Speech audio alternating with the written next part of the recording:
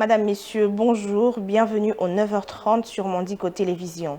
Tous les mandataires publics, les membres du gouvernement et des autres institutions qui ont été élus députés nationaux et dont le mandat ont été validés à la plénière lundi dernier ont seulement 8 jours pour opérer un choix entre l'Assemblée nationale et leurs fonctions actuelles.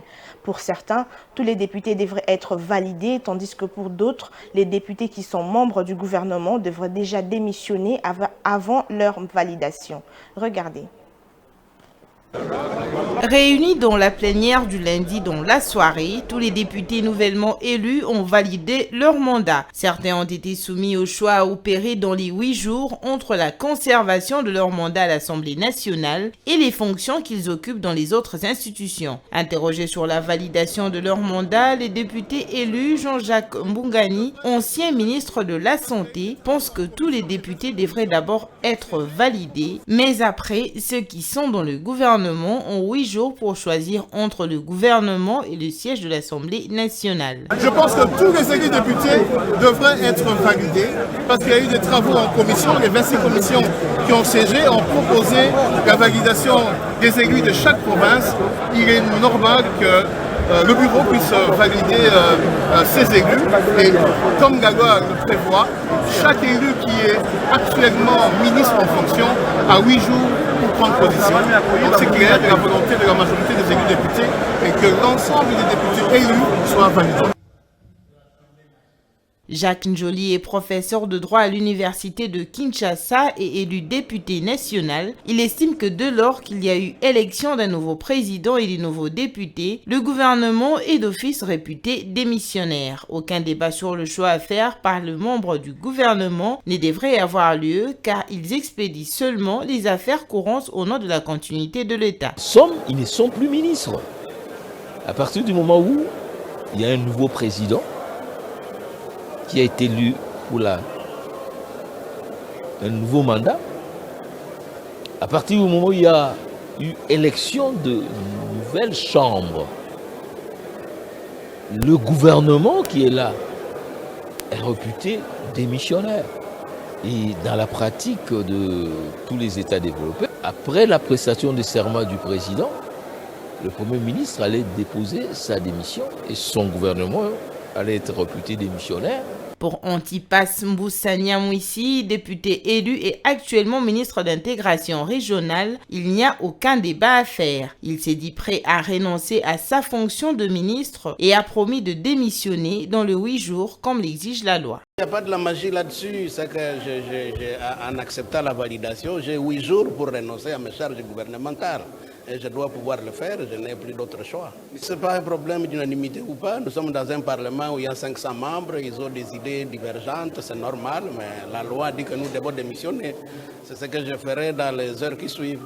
Rappelons que le mandat des députés nationaux a été renouvelé le lundi 12 février 2024. Les députés encore membres du gouvernement ont jusqu'au 20 février pour décider de rester au gouvernement ou de démissionner pour siéger au Parlement.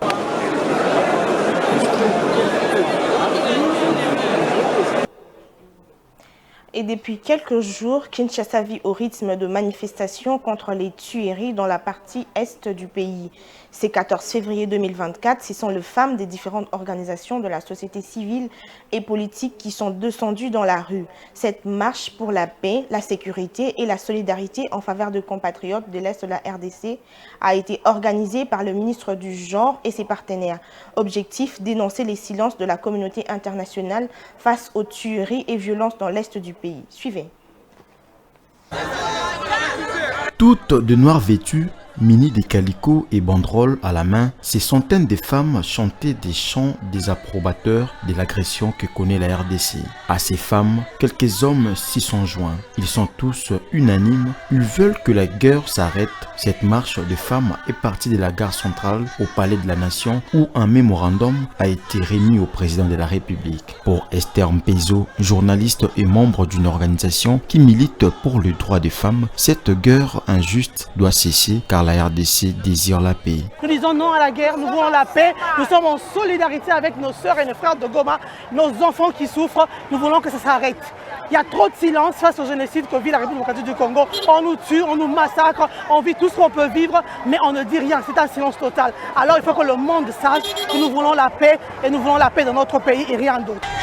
C'est depuis plus de 2 décennies qu'une guerre d'agression sévit dans l'est du pays, entretenue par le Rwanda et d'autres pays voisins. Cette guerre a déjà coûté la vie de plusieurs millions de Congolais. Un véritable génocide, estime Vicky Diandundu, présidente de la fondation Umoja Forever. J'appelle ça génocide parce qu'aujourd'hui, ça fait plus de 15 millions de la population de l'Est qui meurt du jour au jour.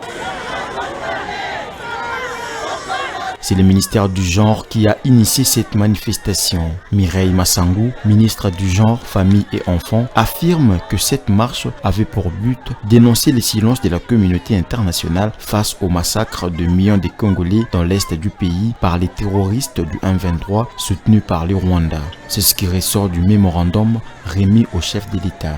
Dénonçons et condamnons la velléité expansionniste du Rwanda pour la mise en œuvre de la théorie des grands remplacements déjà en cours et l'exploitation illicite de nos terres et ressources naturelles.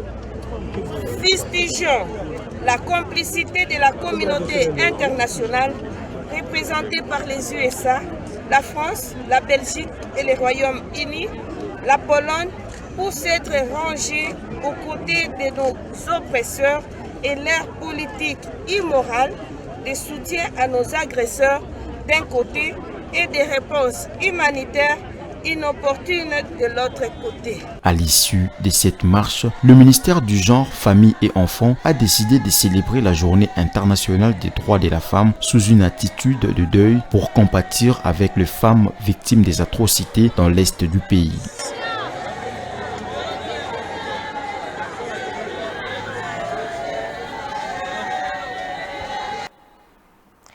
Le parquet près la Cour de cassation a libéré 304 détenus préventifs, dont 164 du parquet général de Matete et 140 du parquet général de la Gombe, grâce à la mesure de clémence du chef de l'État Félix Tshisekedi.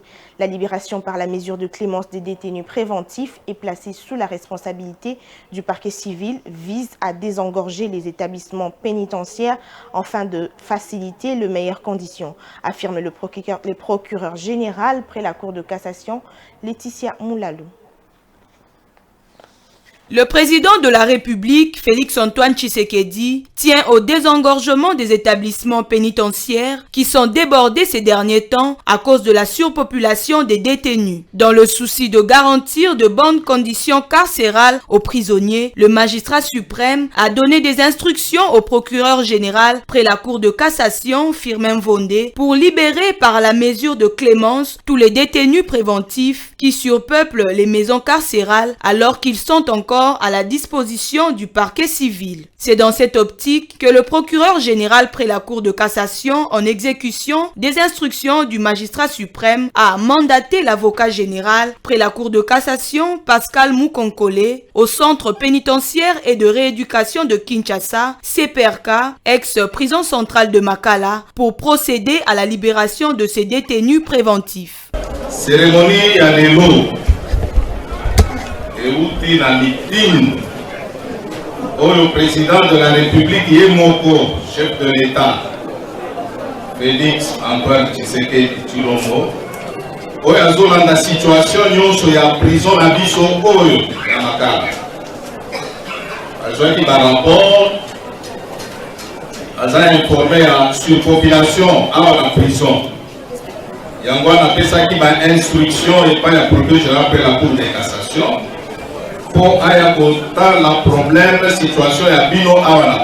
Au total, 304 détenus préventifs sont bénéficiaires de cette mesure de clémence, dont 140 sont du parquet général de la Gombe et 164 du parquet général de Matete.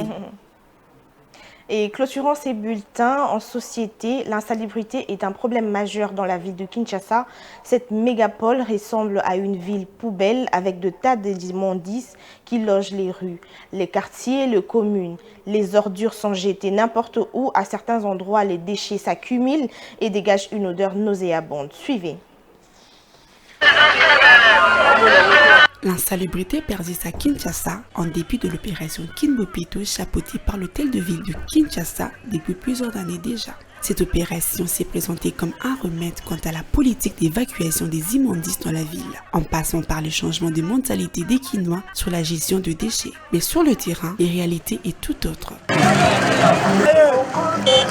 Dans certains coins de la ville, des tas d'immondices s'accumulent et ne sont jamais ramassés et dégagent une odeur nauséabonde. La population est exposée à des maladies. C'est une responsabilité pour chaque personne d'assainir les lieux publics et c'est à l'État de disposer d'un système de ramassage de déchets et d'assainissement. Notons que cette insalubrité a un impact sur la santé de la population, ce qui s'avère être la cause des maladies devenues récurrentes pour les Kinois, telles le choléra, le typhoïde, le paludisme, qui font souvent saigner les bourses des familles vivant à Kinshasa. Il est donc temps de renverser la tendance et offrir à la population un environnement sain.